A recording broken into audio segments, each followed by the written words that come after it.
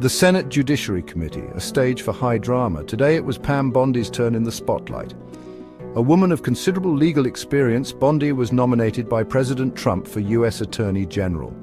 Her resume? Impressive. Former Attorney General of Florida, a seasoned prosecutor, but the Democrats, they weren't interested in qualifications. Bondi, calm and collected, took her place. She was ready for the onslaught. The Democrats, they came prepared with their usual bag of tricks. They wanted to turn this hearing into a circus. Really not going to answer that question, so let me get on to. Would you like to? I do have I'd love questions to for the second round. You'll have a second round. Would you like to speak before I call on Senator Cruz? No, sir. Thank you. Okay. Senator Cruz. Thank you, Mr. Chairman. General Bondi, welcome. Thank you. Your long career in public service, and thank you for your willingness to take on this incredibly important office. I have to say, I don't know that there is a more important position in this new administration than the position to which you have been nominated, Attorney General of the United States. I thought the exchange just a moment ago with Senator Hirono was illustrative. She asked you how you would respond if the president asked you to target his political enemies. It's rather striking because it's not a hypothetical. It has happened over the last 4 years. And I think perhaps the most tragic legacy of the Biden-Harris administration has been the politicization and the weaponization of the United States Department of Justice.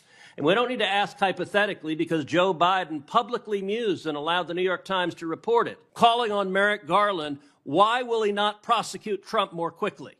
And Merrick Garland, sadly, he sat in that chair and promised to be apolitical, and he broke that promise almost the instant he walked into the Department of Justice.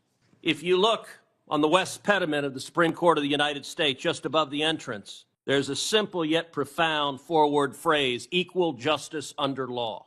We have seen over the last 4 years a Department of Justice that systematically targeted the political opponents of Joe Biden and Kamala Harris, and that systematically protected his friends and allies. And it is tragic to see the loss of confidence in the American people, in the Department of Justice, and in the FBI. I would note, I don't think there's an institution in America who has lost more respect from the American people than the FBI has in the last 4 years. That is a grotesque violation of the obligation of the Department of Justice and the FBI. So I want to start with just a very simple question. If you are confirmed as Attorney General, will you pledge to fairly and faithfully uphold the law regardless of party?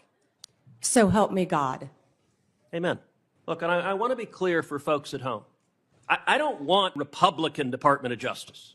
I don't want a Democrat Department of Justice. I want a Department of Justice that follows the damn law. And I think the American people do too. That shouldn't be too much to expect. Now, I'm grateful to President Trump for nominating you. I think on any objective level, you're clearly qualified for this position. You have been a prosecutor for decades. You have been the elected Attorney General of the state of Florida, the third largest state in America, for 8 years. Let me ask you, in terms of your practice, how many criminal cases over the course of your career have you personally handled? Handled thousands. How many of those were before a jury? Hundreds.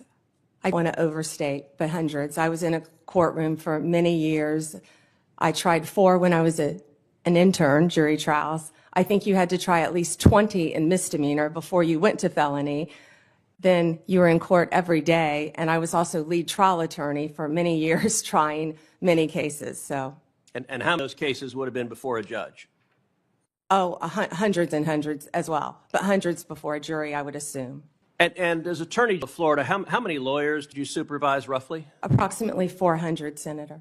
Now, I also want to clarify something. During the course of this hearing, several Democrat senators have referred to you as President Trump's, quote, personal lawyer. Now I don't think that is an accurate characterization. As I understand it, you represented President Trump as a White House special advisor during his first impeachment trial. Is that correct?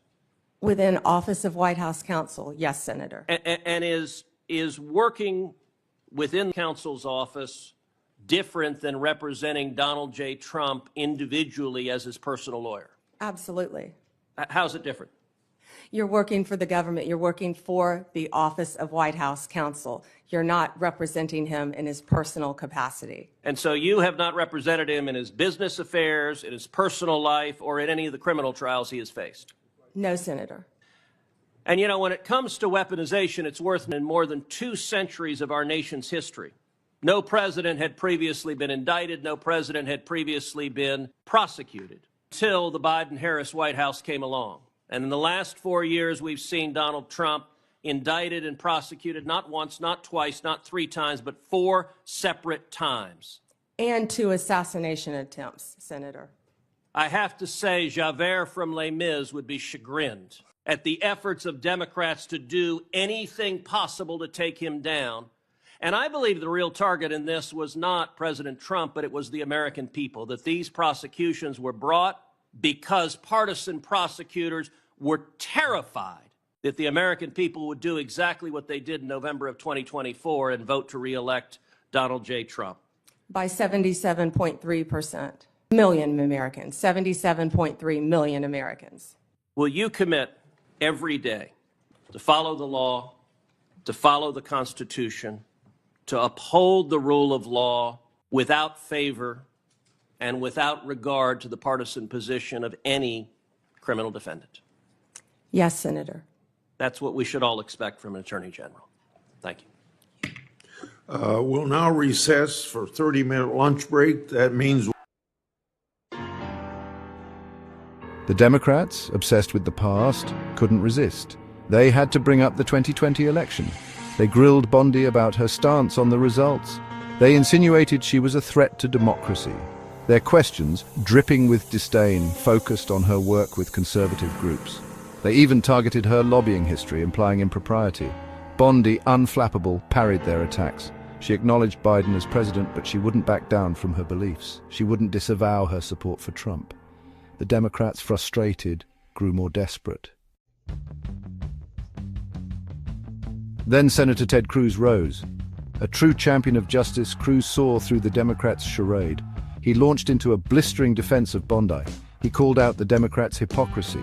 He reminded them of the Biden administration's relentless attacks on Trump and his allies. Cruz's voice boomed through the chamber. He spoke of the weaponization of the DOJ. He highlighted the endless investigations, the indictments, the relentless persecution. He accused the Democrats of hypocrisy, of using the DOJ to punish their political opponents. It was a powerful moment.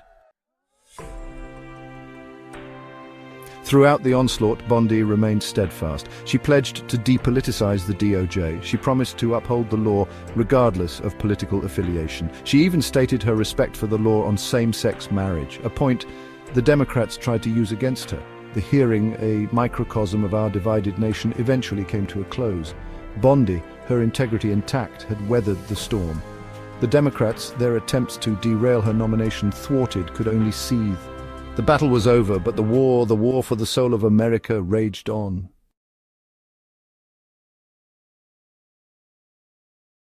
we'll be back.